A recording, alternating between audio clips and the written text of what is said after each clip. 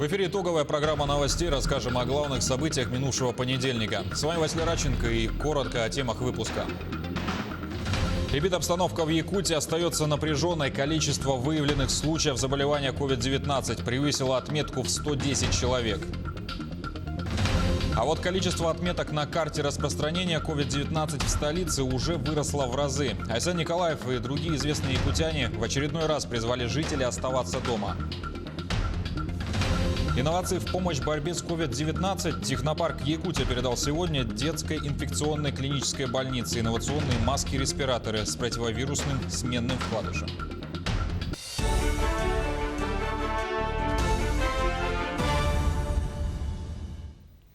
За минувшие сутки в России зарегистрировано 4268 больных коронавирусом. Больше всего новых случаев заражения в Москве – более 1800 человек. Московская область – 176, Санкт-Петербург – 241. Общее число зараженных в стране достигло 47 тысяч человек. Более 400 пациентов скончались, 44 из них только за минувшие сутки.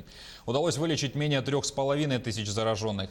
Отмечается также, что 45% случаев из новых зафиксированных выявлены как контактные, остальные являются завозными. В Якутии же за прошедший день выявили 4 новых случая заболевания коронавирусной инфекцией. 3 из них в столице региона и 1 в Алдане. Всего на сегодня зафиксировано 111 случаев заболевания. Более подробно об эпидобстановке в регионе расскажет наш корреспондент Юрий Осипов. Из 3 новых случаев, выявленных в Якутске, самой тревожной новостью стало известие, что в числе новых инфицированных сотрудница младшего медицинского персонала перинатального центра. В связи с этим центр закрыли на санацию. По маршрутизации все новые роженицы будут доставляться уже в Национальный медицинский центр. Ну а по мере выписывания уже тех рожениц, которые сегодня находятся в перинатальном центре, часть, кстати, переводится также и в ЧЕПДИК, будут проведены мероприятия по дезинфекции всего перинатального центра. И после этого, начиная где-то с 3 мая, перинатальный центр вновь должен заработать. При этом все сотрудники перинатального центра уже сдали анализы, они обрабатываются, пока все анализы, которые были обработаны и получены вчера, они все отрицательные. Выяснилось, что новая инфицированная из числа контактов женщины, проживавшей в Мархе. У нее ранее выявили коронавирусную инфекцию и поместили на лечение. По сообщению главы региона Айсена Николаева, сейчас женщина находится в тяжелом состоянии и подключена к аппарату искусственной вентиляции легких. Режима самоизоляции, особенности для пожилых лиц, этого больному у нас как раз 65 лет, было абсолютно необходимым, но, к сожалению, вот именно это игнорирование режима самоизоляции привело к очень плохим сегодня результатам и для непосредственно самой больной, и для тех людей, которые ее многие навещали как раз уже после вступления в силу режима полной самоизоляции по городу Якутску. Один новый случай заражения коронавирусной инфекцией выявлен в Алданском районе. По имеющимся данным, новый зараженный из круга контактов супружеской пары, которая работает на рынке, и членов их семей. Вместе с тем в Алдане начались первые выписки пациентов из обсерватора. 9 человек покинули обсерватор. Они имеют отрицательные анализы на коронавирусную инфекцию двукратные. Им выданы справки, и они могут находиться дома или на рабочем месте без опасности для окружающих. По официальным данным, в Ленском районе на сегодня остается 17 человек, зараженных коронавирусной инфекцией. На сегодняшний день без изменений ситуация остается в Вилюйском, Горном, Мирнинском и Сунтарском районах республики, где ранее были выявлены случаи заражения коронавирусной инфекцией. Так, за весь период в республике было зарегистрировано 111 случаев заболевания. 34 из них в Якутске, 41 в Алдане, 29 в Ленском районе, по 2 случая в Вилюйском, Горном и Сунтарском и 1 в Мирнинском районах республики. Сложившаяся ситуация в очередной раз доказывает, как сегодня важно соблюдать режим самоизоляции. Самым эффективным средством борьбы против распространения инфекции является социальное дистанцирование. Очень важно без особой надобности не выходить из дома и не посещать места скопления людей. Юрий Осипов, Григорий Николаев, Якутск. Глава Якутии провел очередное совещание с руководителями городских округов и районов. В регионе выявили 27 очагов заражения. Самый большой зафиксирован в Валданском районе, где первый заболевший заразил 36 человек. Затем идет Ленский район, Чиндинское месторождение, где один очаг распространился на 26 человек. В городе Якутске от первого заболевшего заразилось 12 человек. Что касается обсерваторов, по всей республике в них находится 437 человек, из которых 122 контактировали с больными, а 315 прибыли из регионов. Николаев поручил главам усилить контроль над соблюдением противоэпидемических мер в таких объектах. Усилить контроль поручено и за вахтовыми поселками, а о любых ситуациях, вызывающих вопросы, сообщать незамедлительно в оперативный штаб. Особое внимание обратить на строительные организации, привлекающие рабочую силу извне. Цифровые QR-пропуски для автотранспорта вводят в Алдане и поселке Ленинский с сегодняшнего дня. Министр инноваций, цифрового развития и инфокоммуникационных технологий Анатолий Семенов рассказал, как будет действовать система. При положительном решении о выдаче пропуск для поездок по городу отображается в личном кабинете на сайте. Электронный адрес вы сейчас видите на своих экранах.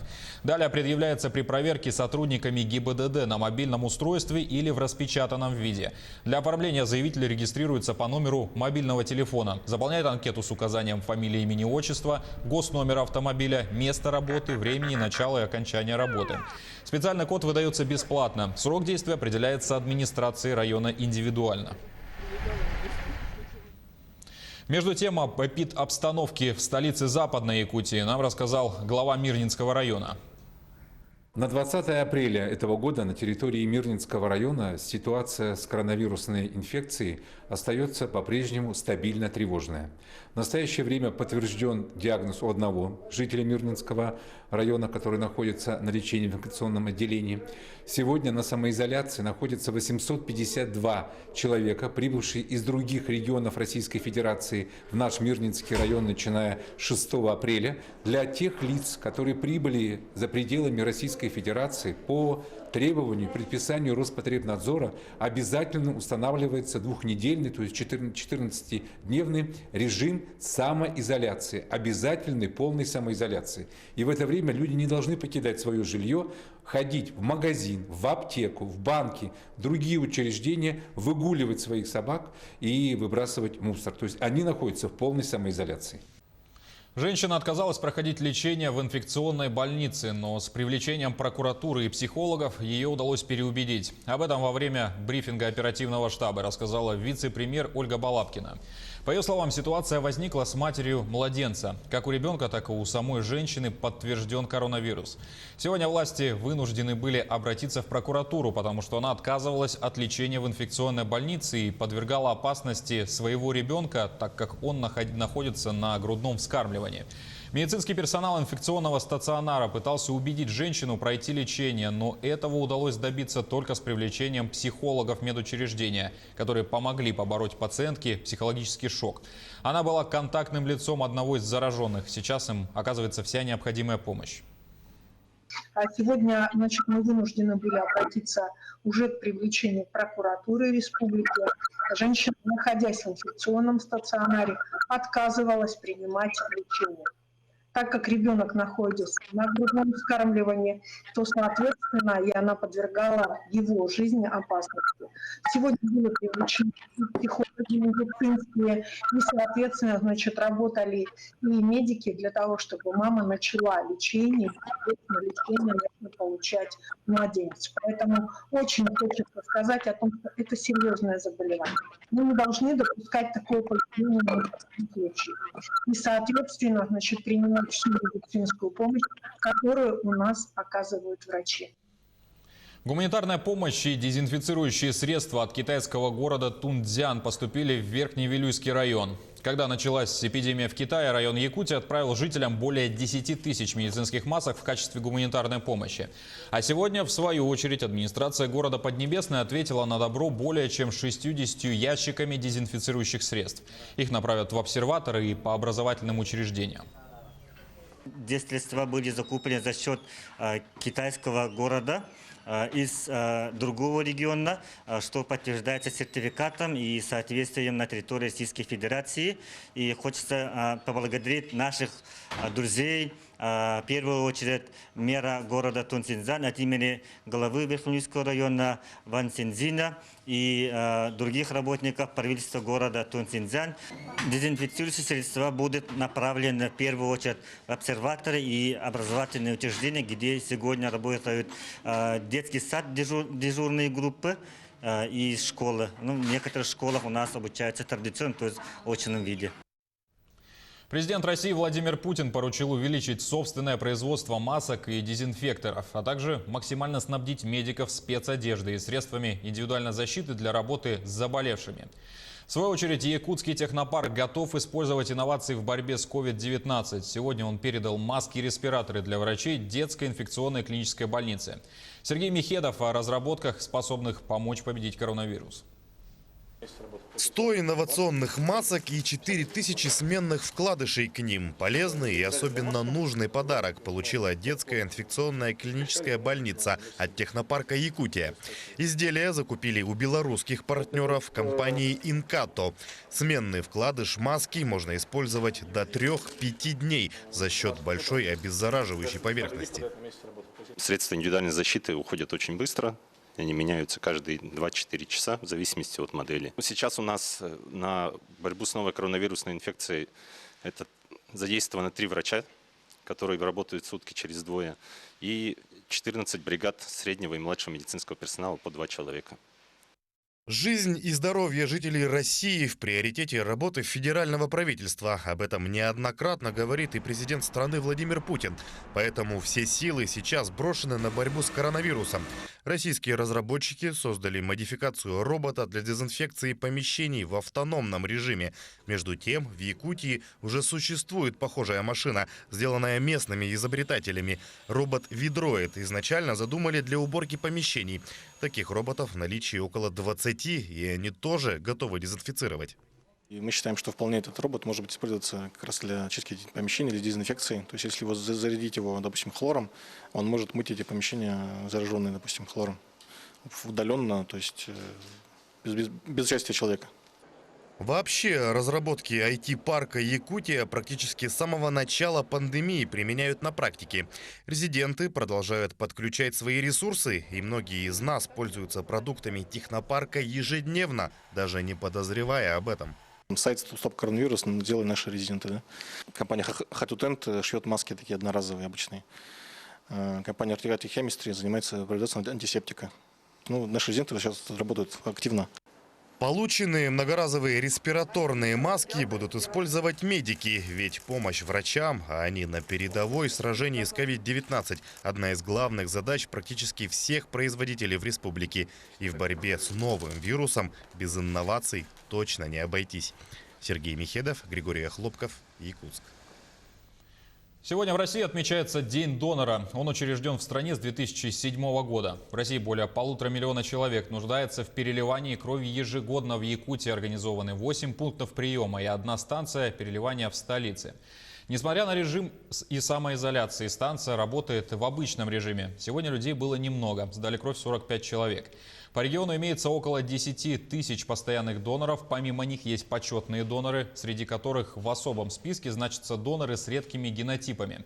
С ними ведется отдельная работа. Потребность в крови всегда остается высокой. Один человек может спасти сразу несколько жизней. Кроме пандемии еще наша основная жизнь протекает. Экстренная медицинская служба работает в полном силе. Усилили санрежим. Соответственно, у нас тоже при входе доноров мы проводим термометрию, плюс обработку рук.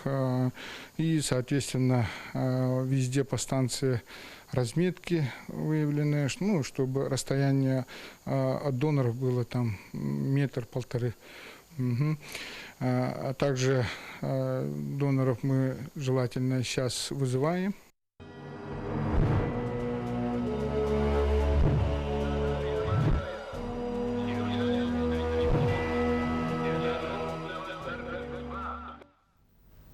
Прототип именного танка Героя Советского Союза Федора Попова установили в Нижнем Бестяхе. Т-34 появился на площади Победы в самом центре поселка. Над железной машиной работали мигинские мастера.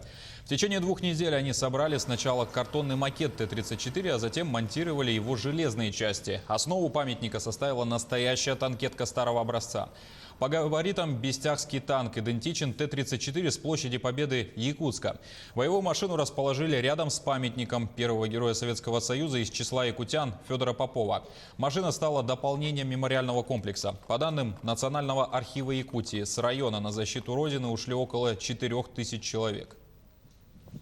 С этой местности у нас на фронт пошли очень много ребят в те времена, да, именно пошли вот с Нижнего Бестяха, именно с этой местности. И в основном они же все равно были все пехотинцы, и у нас как бы такое было, такое было мнение, что сперва идет танк, а потом идет пехота. Вот так вот. Ну, память о наших бойцах мы поставили этот танк. Это были главные новости уходящего понедельника. Наш телеканал продолжает следить за развитием событий и держать вас в курсе. Всего вам доброго, до свидания и берегите себя.